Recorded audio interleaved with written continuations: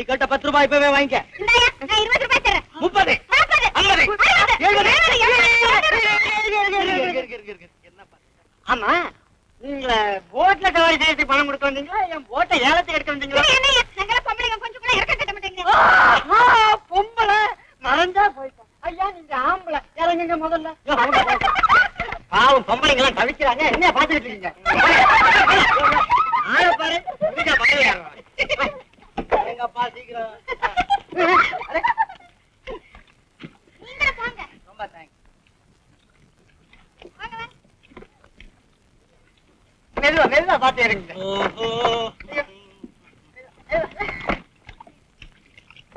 என்ன மோகன், இப்படி பொம்பளைக்கு முன்னால அவமானப்பட்டுட்டோமேப்பா. என்ன சாமி யோசனை பண்றீங்க? அவரு என் புருஷன். அவரு குணமே எப்பவும் இப்படித்தான். பொம்பளைங்களை ஏத்திக்கிட்டு போயிட்டாரல்ல. வாங்க சாமி, எல்லாரும் உட்காருங்க, நான் ஏத்திக்கிட்டு போறேன். ஓட்டு மட்டும் எங்க கிட்ட கொடுங்கம்மா, நாங்க ஓட்டிக்கிட்டு போறோம். சரி சாமி, இந்தாங்க, எல்லாரும் ஓட்டிக்கிட்டு போங்க. ரொம்ப நன்றி. இப்படிதான். Right about. Quick March.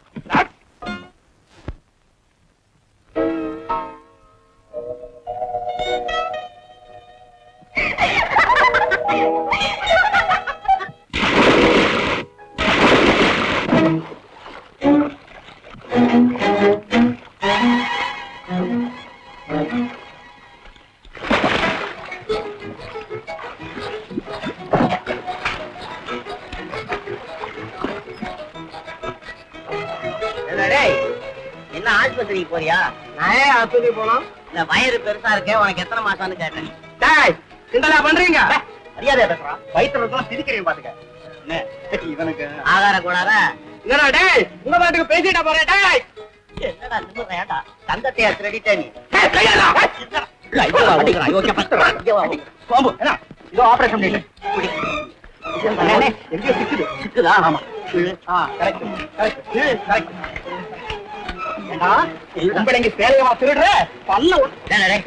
அவ என்ன சோம்பேறி பாக்கிட்ட போய் பெரிய மனுஷன்ட்ட புத்தி சொல்ற மாதிரி சொல்றேன். இவருக்கு ஏன் புத்தி சொல்லிட்டு? அவனை போய் தண்ணியில தள்ளி விட்டியே, அவனுக்கு நீச்சல் தெரியுதா என்ன அளவா? எப்படியானா நமக்கு என்ன? ஐயே என்னது வெங்காயத்து இருக்கு. ஏய், இத கட்டுறவதான் இங்க குளிக்க வருவா. அடே அப்பா, இது இடுப்புல இருந்தாலும் மானத்தை வாங்குது, உன் கையில இருந்தாலும் மானத்தை வாங்குதுடா. தெரிஞ்சிருந்தா இரு இத கட்டி இருந்த புண்ணியவர் யாரோ? மிஸ்டர் மது. கோகிலா.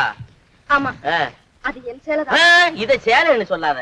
பெண்கள் கட்டி இருக்கிறதுக்கு பேரு சேலை, நீ கட்டுறதுக்கு பேரு சேலையா? அநியாயமா இருக்கு. நல்ல வேலை, என் மானத்தை காப்பாத்து. மானம் ஏது? மானத்தை தான் எடுத்து இவன் மடிச்சு கையில வச்சுக்கிட்டு இருக்கிறானே. இத பாருமா, மானம்னு சொல்றியே, அதுக்கு கொஞ்சோண்டு கண்ட்ரோல் போட்டு வை. என்ன சொல்றீங்க? நான் என்னத்தை சொல்ல? பெண்கள்லாம் பாதுகாக்கப்பட வேண்டிய வயிறை கட்டிங்க.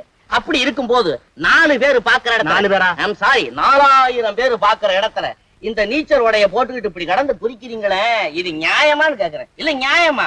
அம்மா, முழுக்க முழுக்க உடம்ப மறைச்சுக்கிட்டு ஓரமா நடந்து போனாலும் முறைச்சு பாக்குற இந்த காலத்துல முக்கா உடம்ப காட்டிக்கிட்டு ரொம்ப கஷ்டமா இருக்குல்ல. மேல்நாட்டுல கூட பெண்கள் இப்படித்தான். நீ எந்த நாட்டுல இருக்கிற? மேநாட்டு நாகரிகத்தை நீ கடைபிடிக்க ஆரம்பிச்சின்னா இப்ப எரிக்கிற வெயிலுக்கு உடம்பு வெள்ளேறி போன மாதிரி வெடிச்சு போயிடும். கரெக்ட். எப்படியோ சேலை திருடனவனுக்கு என் நன்றி.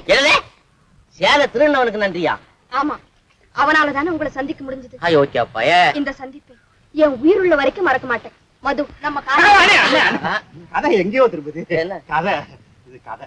ஓஹோ, யாருக்கும் உதவி தேவையா? அப்புறம் சந்திக்கிறேன். அடுத்த சந்திப்பு தித்திப்பா இருக்கும்.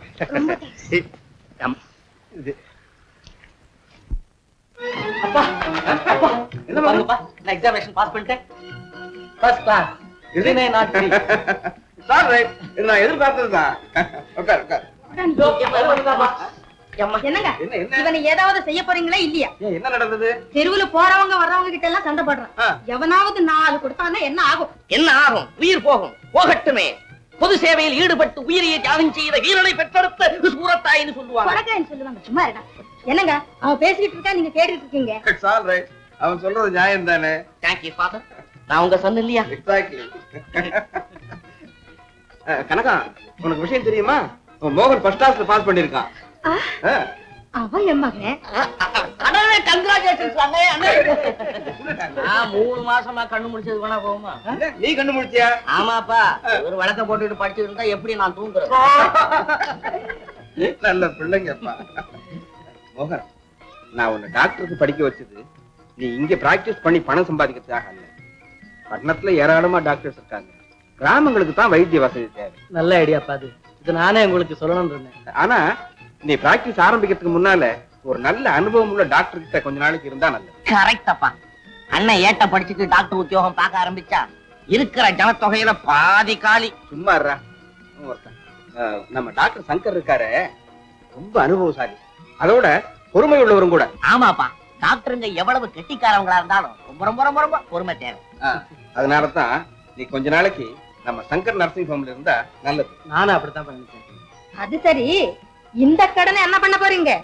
எமது கடன் பணி செய்து கிடப்பதே.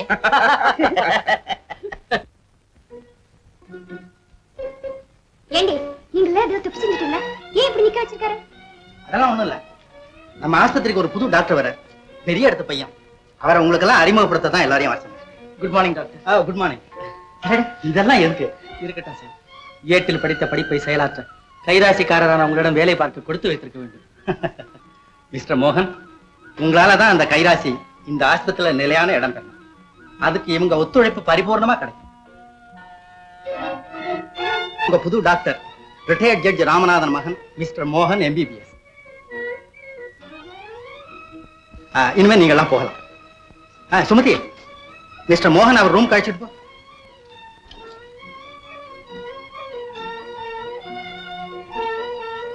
உங்க அந்தஸ்துக்கு இழிவு ஏற்பட முடியும். மோகனை என் பிள்ளை என் வாயால எந்த காலத்திலையும் சொல்ல மாட்டேன். என்ன நம்புங்க எஜமா, என்ன நம்புங்க. மாமா, புது டாக்டர் வந்திருக்காரு. என்னம்மா? ஏம்மா கொஞ்சம் கவனமா வந்திருக்க கூடாதா? கவனக்குறைவால் தான் கை நழுவி போச்சு. இல்ல, இதோ கை நழுவின பொருள் உங்க கைக்கே மறுபடியும் வந்துருச்சு. ஏம்மா கால் வலிக்குதா? ஒண்ணுமில்ல டாக்டர், ஆனந்த கண்ணீர்.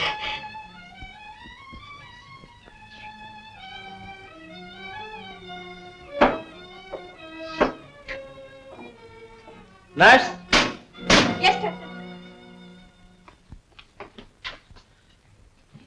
உங்க பேர் என்ன? சுமதி. சுமதி. இங்க ஹாஸ்பிடல் ரொட்டீன் ஒர்க் எல்லாம் எப்படி? டாக்டருக்கா நர்ஸ்கா? ரெண்டு பேருக்கும் தான். இங்க வர்ற நோயாளிகளை பரிசோதிச்சு சிகிச்சை செய்யணும். ஆஸ்பத்திரியில இன்பேஷண்ட் அட்மிட் ஆயிருக்கிறவங்களே இரவு பகல பார்க்காம கண்ணு கருத்துமா டாக்டர் நர்ஸ்மா கவனிக்கணும்.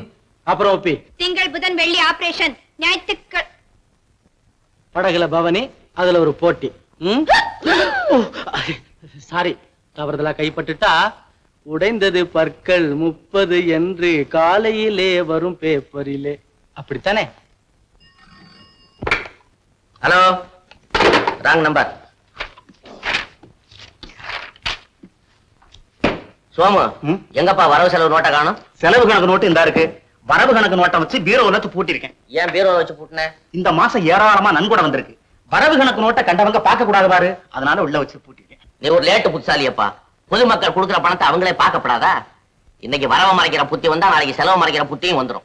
அப்படி எல்லாம் ஒண்ணு இல்லன்னு. சும்மாரப்பா, நம்ம ஆபீஸ் என்னைக்கா மூடி வச்சது உண்டா? யாரு சொன்னா? 24 மணி நேரம் திறந்தானே இருக்குல்ல. வாசல்ல குறுக்கா உண்டா? கிடையாது. உள்ளார அல்சேஷன் நாய் உண்டா? எவ்வளவு பர்ஃபெக்ட்டா நம்ம ஆபீஸ் நடக்குது. ஆமா. அதே போல பொதுமக்கள் கொடுக்கிற பணத்தை எக்ஸிபிஷன்ல திறந்து வச்ச மாதிரி வச்சிருக்கேன்ப்பா. போ, போய் கணக்கு நோட் எடுத்துட்டு வா. ஹலோ. டேய், நான் மோகன் பேசுறேன்டா. நான் ஹாஸ்பிடல்ல சேர்ந்துட்டேன். டேய், வந்து நீ மத்தியானம் சாப்பாட்டுக்கு வீட்டுக்கு போயிடு. நான் இங்கேயே சாப்பிடுறேன். எனக்கு சாப்பாடு இங்க அனுப்ப சொல்லிடு. ரைட்டோ. ஓகே, ரைட் பா. ரைட்டோ, ரைட் ரைட் ரைட். படி படி. நம்பிராஜன் வீட்டு கோழி சுப்பிரமணிய பிள்ளை வீட்டில் முட்டையிட முட்டை யாருக்கு சொந்தம் என்பதனால் ஏற்பட்ட தகராறை கோர்ட்டுக்கு போகாமல் சமாதானம் செய்து வைத்ததற்காக இருதரப்பிலும் வரவு ரூபாய் 1000. சரி. வருமான வரி கொடுக்காமல் டிமிக்கி கொடுத்துக் கொண்டிருந்தவர்களை கண்டுபிடித்து கொடுத்த வகையில் அரசாங்கத்தின் வெகுமதி ரூபாய் 501. மறியல் செய்த மாணவர்களிடமிருந்து காலேஜ் கட்டிடத்தை காப்பாற்றி கொடுத்ததற்காக ஆசிரியர்களின் அன்பளிப்பு ரூபாய் 70. 701. பணத்தை முழுங்காத. இல்ல இல்ல. தீயணைக்கும் படையினரை தீ விபத்திலிருந்து காப்பாற்றியதற்காக நன்கொடை ரூபாய் 100. அவ்வளவுதான் செலவு. 4 அனாதை பெண்களுக்கு புடவை ரவிக்கை வகைரா 40 ரூபாய் 60 பைசா. அனாதை பணத்தை அடக்கம் செய்த செலவு. அப்போ பணக்கார பணம் வந்து என்ன சொல்லுச்சு? இந்த ராத்திரி எல்லாம் கண்ணு முடிச்சு எழுதுனல, பார்த்து எழுதணும். அனாதை பிணத்தை அடக்கம் செய்த செலவு 37 ரூபாய் 13 பைசா, காணாமல் போன தொகை 5 ரூபாய், ஆபீஸ் செலவு 3 ரூபாய். ஏய் இருப்பா ஆபீஸ் செலவு 3 ரூபான்னா ஆபீஸ் சாப்பிட ஆரம்பிச்சிருச்சா? நான் சிற்றுண்டி சாப்பிட்ட செலவு 3 ரூபாய். ஆமா, உன் சிற்றுண்டிக்கே 3 ரூபான்னா பக்கத்துல ஒரு சைபர் போடணுமா பேருண்டிக்கு? அண்ணே, நான் அந்த நன்கொடை வசூல் பண்ண போறேன் பாரு. அப்ப வந்து பசி எடுத்தா மனுஷன் பட்னியாவா கிடப்பான். பாக்கெட் மணி எடுத்து செலவு பண்ணணும். பாக்கெட்ல இருந்தா அடிச்சு செலவு பண்ண. ஏய், ஓன் மணி எடுத்து செலவு பண்ணணும் மேன். இல்லன்னா பச்சை தண்ணியை குடிச்சிட்டு வேலையை கவனிக்கணும். என்னங்கண்ணே நீங்க? ஆஃப்டர் சிற்றுண்டி. ஏய், சொன்னதே சொல்லிட்டு ஓங்கி அரைஞ்சு பல்ல உடைச்சிருவேன். யார் வீட்டு பணத்தை எடுத்து யாரா செலவு பண்றது? நம்ம நல்ல காரியத்தை செலவு பண்ணுங்கிறதுல பொது ஜனங்க நம்மளை நம்பி பணம் கொடுத்துருக்காங்க.